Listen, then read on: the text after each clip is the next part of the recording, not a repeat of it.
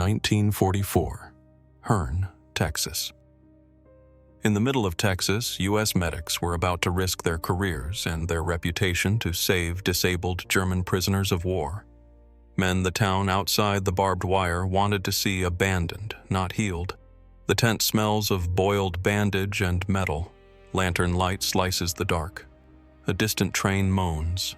Canvas scrapes on wood as a stretcher is set down and hands hurry, rough and precise. Daniel feels the warm weight of his pocket watch, its chain cold against his knuckles. He flips the lid. The tick answers like a small promise. A tin ampule clinks on a tray.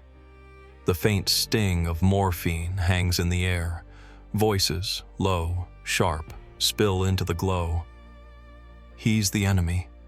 We don't have enough. He's a patient. Ruth lifts a Red Cross armband into the lamp, her mouth a thin line. A sergeant steps forward. Breath hard. Daniel folds the watch into his palm, stands between the noise and the stretcher, and reaches out. Mercy, where hate was expected. In the tent, the lamp makes soft islands of light, and every step sounds like a vote. The men off the train are thin and shaking. The uniform is a fact and not a sentence. Daniel's thumb finds the pocket watch, and he chooses the tick over the shout. Ruth tucks the Red Cross armband and moves toward the stretcher as if toward a patient, not a flag. Orders come in fragments. The oath comes whole. They have minutes. Compassion is work as urgent as any order. Hearne, Texas. Autumn of 1944. The aid station sits behind barbed wire. A long tent and a converted barn, a handful of army medics, a nurse in starched apron and a stack of metal cots. Men come off a freight train thin and broken. Some already disabled for life. Legs that will never bend again, arms that hang stiff, backs that will not straighten. The post's job is simple and relentless. Stabilize the wounded, keep the walking men moving, and send the worst on to the base hospital when stretchers and trucks are free. Supplies are counted like money. Morphine is rationed, bandages run low, and stretchers sit in a leaning pile. Outside, local anger presses at the fence. Inside, a commander repeats a single instruction: prudence with resources. The medics work under risk of disease, of official rebuke, of mobs at the gate, and under a rule written in ink and oath. Triage is quick sorting by who will die without care. The Geneva Convention says wounded must be treated, whatever uniform they wear. The doctors and nurses carry a simple promise: care first, questions later, oath over orders, mercy over propaganda. Daniel checks the list and crosses names with a stub pencil. Ruth boils instruments in a kettle and counts ampules by hand, her fingers steady though her jaw is tight. A young medic racks through empty drawers and mutters about stretchers, then catches himself and sets a blanket on a cot. Outside the fence, a woman shouts that American tacks should not mend enemy limbs. A sergeant snaps back that orders matter. Paperwork piles up: tags, temperatures, who got what dose. Every small decision makes a record. For the men under canvas, the rule is as sharp as a scalpel. Treat the wound, document the truth, and be ready to explain why a nurse put an IV in the arm of a man in a gray coat. They unload men 2 at a time from the freight car. Rain of dust, wood splinters. The train brakes sigh. A medic drags a stretcher to the tent, and Daniel kneels, palms flat on a face that does not respond. He checks pupils, listens for breath, murmurs the names the prisoners were given on the manifest. Wilhelm opens one eye and blinks like someone waking from a long fall. His uniform hangs loose. His left leg is stiff. Daniel props a pillow and presses a cloth to a fever-hot forehead. A boy with a fresh haircut helps and drops a tray. Instruments clatter. Outside, the sound of voices rises and falls like far gunfire. "He's delirious." Keep him cool. Give him water, not morphine. He might be dangerous, Ruth whispers, steady. Treat the sign, not the stripe. She passes a cup over the canvas edge and marks the time on a scrap of paper. Daniel writes a temperature and makes a small cross by Wilhelm's name. The tent is a place for facts and fingers, not for the flags still sewn into cloth. Every touch is both care and a test of rules. The oath sits between their palms and the uniform, quiet as a rule book at the bedside. The triage line becomes a machine. Men who can walk form a loose, angry queue. Men who cannot are catalogued on cots. Ruth moves with the precision of someone balancing two clocks, one for medicine, one for patients. A young medic argues about priority. A limping translator wants to be seen, while a man with a collapsed chest breathes in shallow, sharp pulls. Daniel weighs the noises and the numbers. Who will worsen without immediate help versus who can wait? He thumbs the watch chain and numbers the priorities on a tablet. We can't send everyone to base. Then send the one who will die first. We don't have room for sympathy. Ruth pins a tag on a blanket and hands a morphine ampule to a medic with the instruction to ration 7 drops, not 10. She writes "stabilize" beside a line of names and explains quickly how to secure an IV. Short phrase, simple knot. The decision sits on the table with the instruments. Triage is not a moral shrug. It is a constant set of small, rationed mercies recorded in ink. They improvise for lack and for speed. A collapsed tent pole becomes a brace. A supply crate is turned into a temporary splint table. Daniel fashions a face mask from a leather helmet liner and a blanket when a man struggles for air, using a hand pump meant for stretchers to help move air. He knows the risk. Every improvisation saves time but can invite later questions. A medic asks for morphine. Daniel measures the dose with a look toward the pile of ampules, then into the patient's eyes. Do it quietly. If he convulses, blame the crossing. Measure. Don't guess. The man's breathing steadies. A nurse checks a chart and rubs a cold cloth on a fevered neck. The tent has the smell of metal and soap and the faint sweetness of rubbing alcohol. Each small success is threaded through anxiety. Supplies are finite, and the medical oath is not an automatic shield against accusation. Choices here are recorded twice, once in recovery and once in paperwork. The record can defend them or be used to condemn them. Every signature is a small bet that one day, someone in an office far away will see their choices as mercy instead of treason. Night descends like a soft threat. Lanterns go dim, then burn steady. Cots crowd under canvas, and the barn holds a low hum of patients coughing and the occasional murmur in German. Ruth sits by a stretcher with a kerosene lamp and watches Wilhelm sleep. She counts his breaths with the thumb of one hand and with the other keeps wiping his lips. He wakes briefly and pulls a crumpled photograph from an inside pocket and tries to show it. The glass is gone, just a folded image of a woman at a piano. He points and makes a noise that might be a word. "She is my sister," he says in broken English, voice like gravel. "Music?" Ruth asks softly. She plays. Back home. Ruth gives a small smile and tucks the photo into a bandage wrapper. Yeah. She writes the time and a note. Improved. Her hands are steady, but her face shows the slow weight of the night. Daniel passes with a cup of tea and checks the watch, their glances making the same small map. This man might live, and the cost will be counted later. Personal details fill the spaces between commands.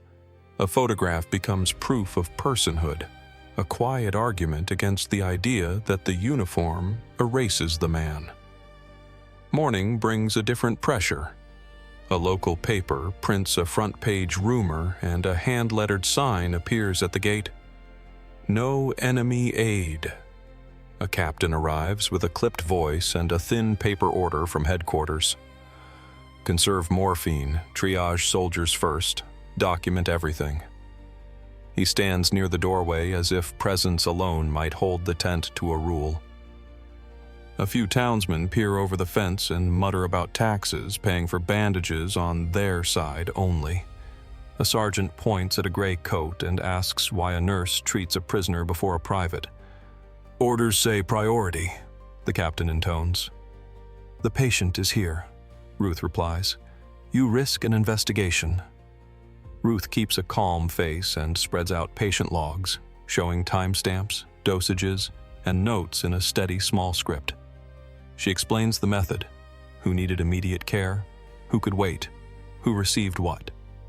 The captain's jaw tightens as he reads. He is less interested in the names than in how the decision squares with the line of command. The tent hums with quiet fear. Administrative rules can be as dangerous as bullets if a paper chase begins. They train the helpers quickly.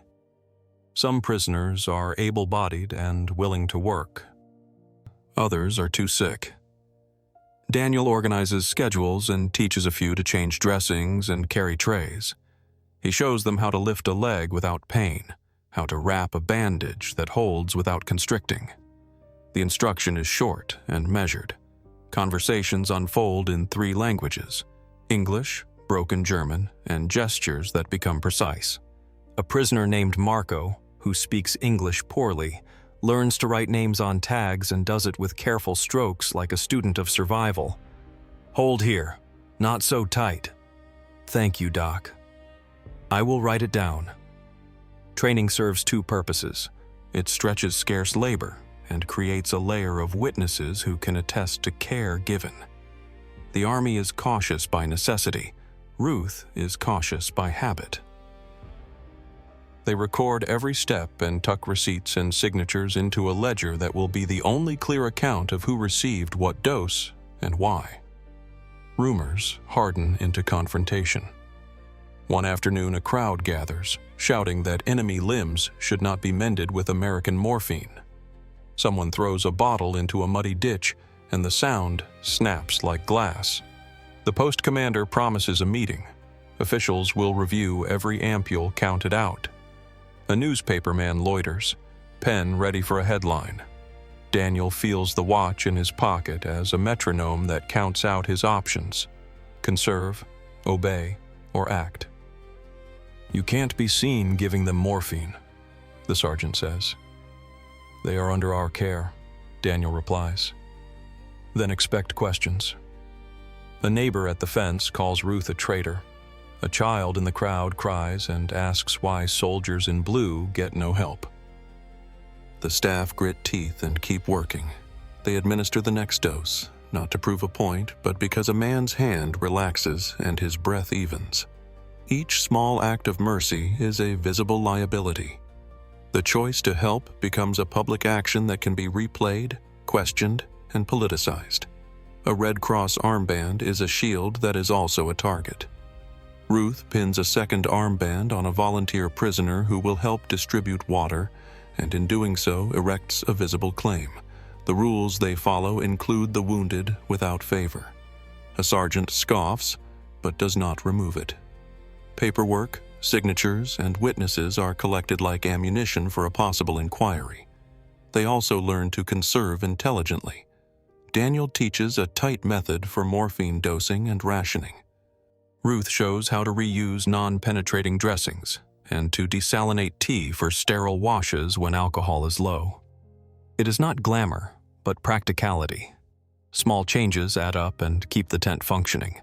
They instruct medics to tie tourniquets with a loop that can be loosened without infection and to mark times clearly. Each hack is a tiny oath to patient life, a way to stretch the scarce without breaking the rules. Less per dose, more checks. Right every time. Train them to hold a bandage. A line of volunteer helpers learns to pass trays in an assembly line that seems almost calm. Daniel watches a man who once spat at the fence, now steady on a cot, learning to fold gauze with reverent hands. The sight is not sentimental. It is a practical reallocation of labor and dignity. Every new helper who signs a name becomes a witness to the decision to treat. Around the camp, gossip shifts as survival beats rumor. Some locals grumble less when an injured boy, uncle to a woman who works at the laundry, is tended and later returns home. The captain, still watchful, begins to allow small exceptions when the ledger proves the logic. But the threat of investigation never fully leaves. A clerk arrives to copy names and checks the invoices. Ruth hands over pages with calm fingers and explains entries with a voice like ledger paper. By the end of the week, the tent hums with an uneasy routine. Men mend and sing in rough tongues. Daniel and Ruth sleep in shifts, and the watch chain grows warm against Daniel's palm. They make small trades, a blanket for a favor. A boiled cup of broth for a folded music sheet returned to a pocket. Small human contracts form that have nothing to do with flags. Each is recorded in the margins of a diary that will later be used as evidence or explanation. A medic tends a wound, and the patient squeezes his hand as thanks. A printer at the gate learns the name of the woman in Wilhelm's photograph, and, strangely, the paper changes its tone the next morning, less certain in the rumor. The ledger's ink and the slow repairs speak in a language the crowd cannot always hear, that someone chose to stabilize life when it might have been easier to sort by uniform. Even so, the weight of being seen is constant. Every syringe given to a man in gray could become a line in a report that accuses them of misplaced mercy. The staff files their notes and files their fears, balancing human needs against the threat of official rebuke. The decision to treat remains a public act with public cost. The medical oath guides their hands. The record makes their case. A truck rattles in with a squeal of brakes and a new tension in the air. Crates are thrown down and men crowd the flap to see what came. Extra morphine vials, a box of fresh bandages, a roll of canvas. For a moment, the tent breathes. The medics count aloud, and Ruth ticks a small box with relief. A corporal studies the manifest and lifts a brow. The question is immediate: allocate to the post's own delayed evacuation or to the fragile men on cots. Daniel looks at the stack of cots, then at the line of walking prisoners with raw blisters on their feet. He splits the delivery, half for soldiers being shipped out, half for the ones who might not survive the trip. He writes the distribution in the ledger, careful and deliberate. "We need to hold some for the convoy," the corporal says. "If they die in transit, what then?" Daniel answers. "Orders." A volunteer prisoner named Marco helps stack boxes, his hands steady. He glances up at Daniel with a look that mixes shame and gratitude, and then bends to work. The small act of sharing stock becomes another record: who received what and why. The ledger will later show the distribution and justify the choice, a quiet defense made with ink. A surgeon arrives from the base hospital with a case of instruments and a face set like a shutter. He is asked to check a leg full of old shrapnel. The field can only offer crude removal under a kerosene lamp. The surgeon studies the wound and says that moving the patient now would kill him in transport. They clear a space in the barn, light extra lamps, and set up a makeshift sterile field. Instruments are scrubbed in borrowed water, hands gloved with care, and the operation begins under the yellow light. "Hold him still," the surgeon orders. "Not too tight," Ruth cautions as she steadies the limb. "Breathe," Daniel says to the patient, voice low and even. They work with the slow focus of people who know each movement carries a cost. A small bone fragment is removed, a jagged piece of metal lifted out, and a man groans and then settles. The surgeon wipes his brow and folds a bandage like a final seal. The tent exhales. A life is mercifully steadied. But the surgeon's eyes flick toward the open flap, where a reporter stands with a notebook. A single photograph could turn skill into scandal. They document everything, to the last stitch. In the quiet after surgery, A medic finds an old war map tucked into a pocket of a gray coat. Names and trenches are scribbled in a cramped hand. Daniel holds the paper with gloved fingers, aware that behind every uniform is a history of places and choices. He pins the map to the ledger as an anonymous note. Personal effects. The map is small proof that the men have lives beyond the uniform they wore when surrendered. A day comes when a local preacher visits, stepping through the gate with hesitant shoes.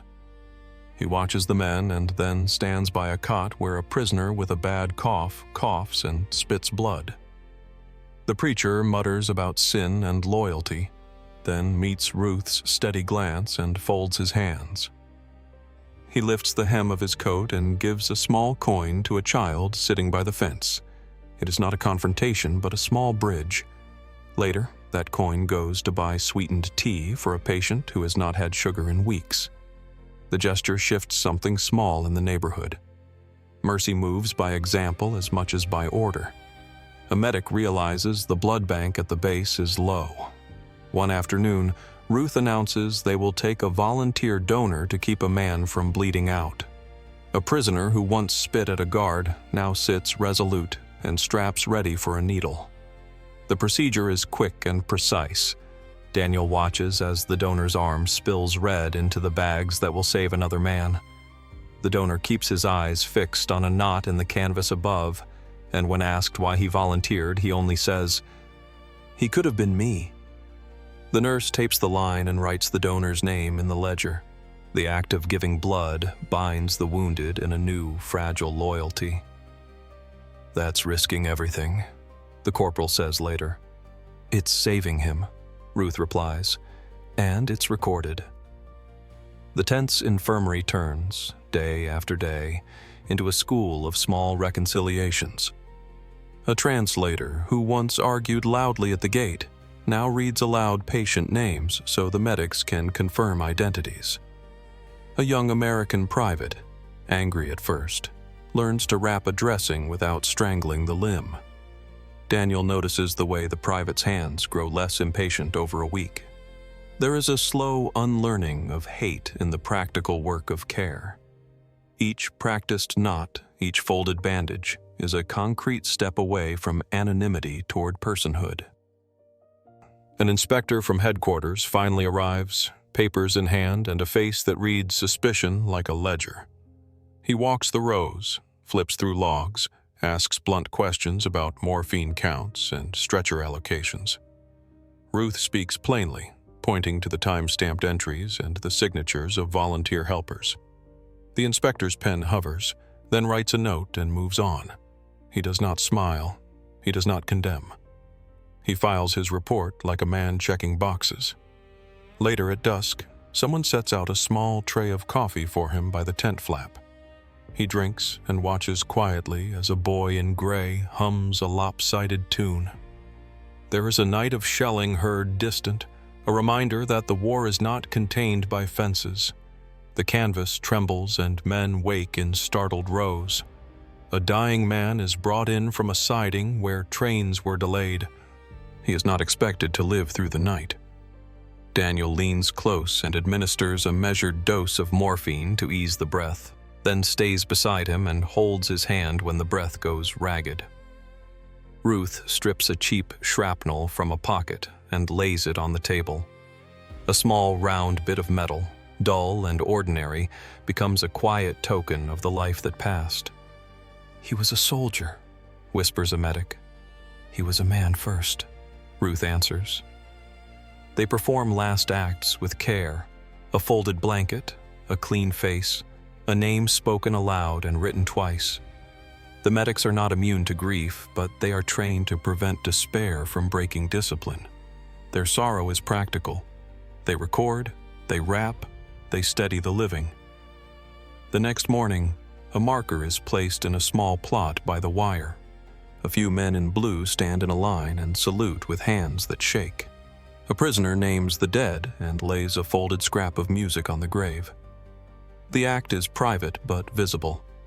An argument simmers in the officer's tent over whether to transfer the most debilitated prisoners to a colder, larger hospital or keep them near in the hope of faster attention. Moving them will clear space and please townsfolk. Staying might save lives now. Daniel argues for staying. He points to the ledger and the improving charts and says a single line. The ones here have been stabilized and need time to sleep and regain strength before any longer transit. "You risk everything by keeping them," the captain says. "You risk lives by moving them," Daniel replies. The captain clutches the orders and considers them like a small weapon. A compromise is reached. A few will go with the convoy at first light, those who can move without aid. The worst will stay. The men who leave weep quietly as they are helped onto the trucks. Those who remain clutch hands across blankets. The choice is measured and argued, then lived. Some of the men left behind are too disabled to stand without help. Keeping them here is the only way they have a real chance to survive. A rumor arrives that a local columnist will run a piece accusing the Post of spending American medicine on enemy hands. The tent tightens again. Ruth organizes a night of signatures. Helpers, medics, and a few prisoners sign a ledger that explains every dose given that week. They staple receipts and make copies. The act feels both desperate and necessary. Testimony in ink can be a shield when voices shout on the other side of the fence. "Keep calm," Ruth says to the staff. "We will show what we did," Daniel adds. They rehearse their explanations and practice the exact phrasing of events, because clarity can cut down confusion. The ledger grows thick and careful, a map of small mercies turned bureaucratic.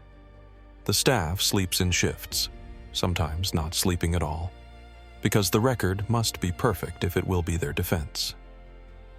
On a quiet afternoon, Wilhelm wakes and speaks in a clearer voice. He counts the sounds of a piano with his fingers like a child. He shows Daniel the photograph again, and this time places his hand over his heart. He tries to say his sister's name, and it comes out fractured but whole. Daniel listens and then hums a small phrase of melody he once heard in a high school band. The exchange is awkward and human and small. It leaves both men with a slight private warmth. Later that week, a soldier who had been suspicious comes to the tent and stands at the doorway. He holds in his hand a letter he says he found near the rail yard, an old postcard stamped with a German town and a name. He hands it to Ruth without a word. She opens it and reads aloud a short message about a concert and a child's mischief. The room quiets. The paper is small proof of life beyond the uniform. The soldier's eyes are wet, and he leaves without announcement. Throughout these days, the staff contends with the constant arithmetic of survival. How many drops of morphine per dose? How many bandages per wound? How many hours a medic can watch without breaking? Each figure is a decision. Each decision is a test of the oath that sits like a compass in their hands. They choose care again and again. They record it, and by the ledger's accumulation, they make the case that mercy is not chaos, but disciplined action. The record will matter later, perhaps in an office with hard light and a different kind of judgment. For now, it is proof on paper and proof in the slow returning breaths of the men who were almost lost. An officer slams a memorandum onto the table and points at the cots like a judge. "No more aid for enemy dead weight," he snaps. Men stiffen. Daniel closes the ledger, steps between the officer and the stretcher, and lifts a syringe. "Today, he is a patient. My oath is to that first." Ruth slides a blood bag across the table, and a medic presses a donor's arm. The syringe goes in. The needle is small, the choice louder than any order. A stained Red Cross armband lies folded on a wooden crate. An empty ampoule rocks in a shallow tray. The ledger is closed and filed. A reporter's tone softens. A photograph returns to a pocket. Small gestures leave traces. A bandage, a signature, a saved breath. Years later, the watch is boxed and the armband kept as proof that someone chose care over convenience. Strength is restraint. Civilization is a choice. If this quiet courage moved you, tell us in the comments and subscribe for more stories like this.